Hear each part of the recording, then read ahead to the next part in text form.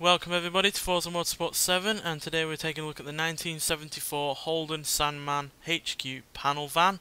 Now this review was requested by a subscriber because unfortunately Holden are no longer making vehicles. They've closed down, which is a great shame because they made a great mini car and they've put several vehicles of theirs onto this game. So yeah, unfortunately they are no longer around, but as a sort of tribute I thought the subscriber said review one of their cars, and I jumped at the chance because I love Holden, and yeah, with previous recent Forza games they've upped the amount of Holdens on Forza, so we've got the widest variety of Holdens in any Forza game up until this point.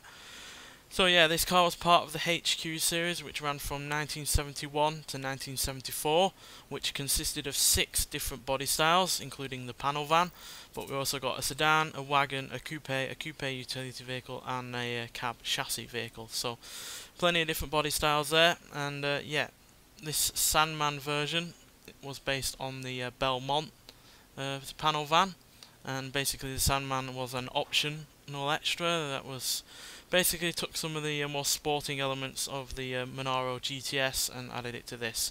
What those elements are, I'm not sure, but I'm pretty sure it might be the wheels, suspension, brakes, those kind of things, because it handles and brakes pretty much the same as the Monaro GTS. So yeah, I feel like they've basically just put the handling parts of that vehicle onto this one, and yeah, looks pretty much the same as that Monaro on the front, but obviously behind the doors back it's completely different, as you've got this whole panel section, which is, you know, more for you know, a worker kind of vehicle. So massive amount of space in the rear end, as you'd expect, and the good thing about on this game is that you can also take that rear end off if you so wish, or if you really want you can put some surfboards on top.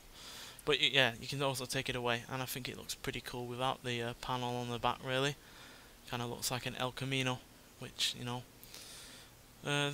Australia kind of invented the sporting pickup, or the Ute to be call it its real name. But yeah, it's mostly known for having the panel on the back, which is all fine.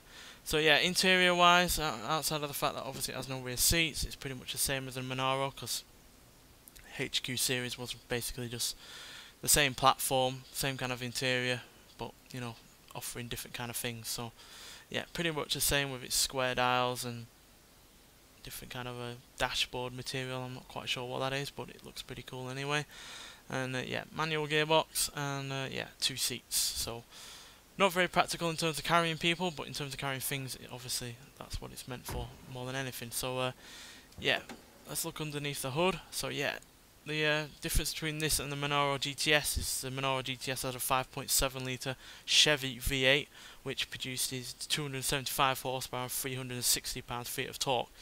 Now this has, instead of that, Holden's own 5 litre V8, which produces 240 horsepower and 315 pound-feet of torque. So yeah, quite a bit less than the Monaro GTS, but I can see why it does have less power and less torque, because if you're carrying around stuff in the back, you don't want to be launching off at a lightning speed and breaking everything in the rear end. So yeah, perfectly reasonable why it has less power.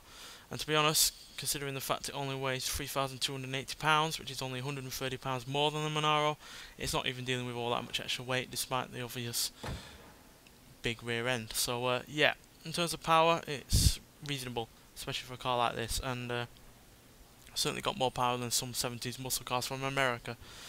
The King Cobra, for instance, has about 100 horsepower less than this. So yeah, perfectly reasonable amount of power. And yeah, the HQ series sold quite a lot for a car that was only sold in Australia.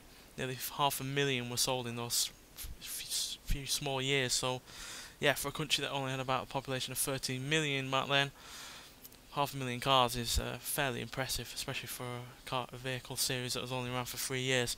But yeah, nonetheless, we're going to take this car out onto the track and see what it's capable of. So yeah, see you when we get there. So yeah, we're at Bathurst, which, you know, I think is a bit appropriate considering the car we're reviewing. And yeah, I'm going to take it out there for one lap and see what this car's made of.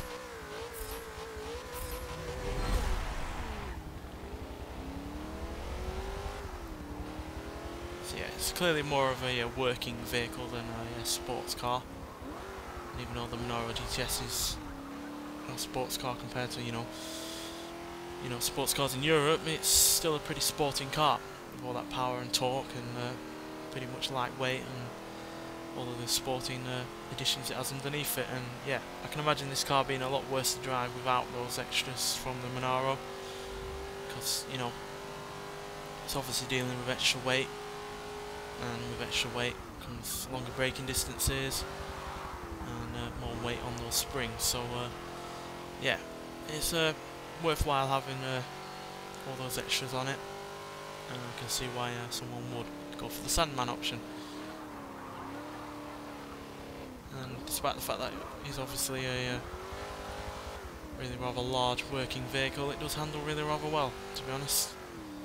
Quite frankly, I had expected it to handle a lot worse considering the kind of vehicle that it actually is. So yeah, acceleration wise it's pretty good. 0 to 16, 6.017 seconds.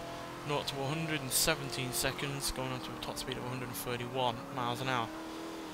So yeah, that top speed isn't great, but there are worse cars out, other cars should I say, out there that have way lower top speeds with even more power than this. So yeah, perfectly reasonable top speed, quite frankly, and yeah, that 0 to 60 time is not too shabby whatsoever for a near £3,300 car with only 240 horsepower. So yeah, fairly impressive, especially for that time.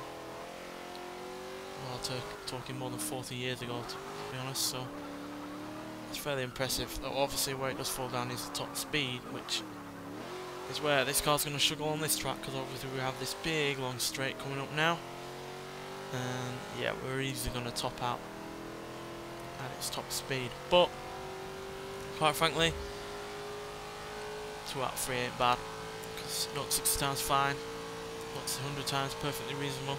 But obviously the top speed is a little bit lackluster. As you can see, we're coming up to the top speed now,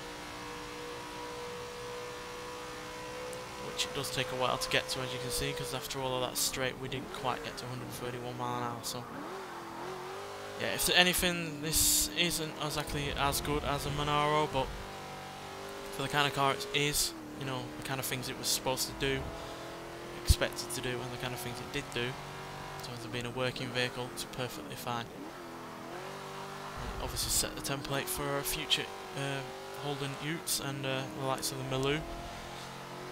And yeah, a great start to that kind of history, quite frankly. And yeah, it's a great shame that Holden aren't around anymore, but at least they'll live on with the kind of community that exists around these cars, and obviously in games like this. So yeah, it is a great shame that it's no longer around, but you know, some great things do come to an end, but some great things also last even when they do come to an end. And yeah, I am highly glad that plenty of Holdens are on this game, and hopefully some more will come to this game in the future.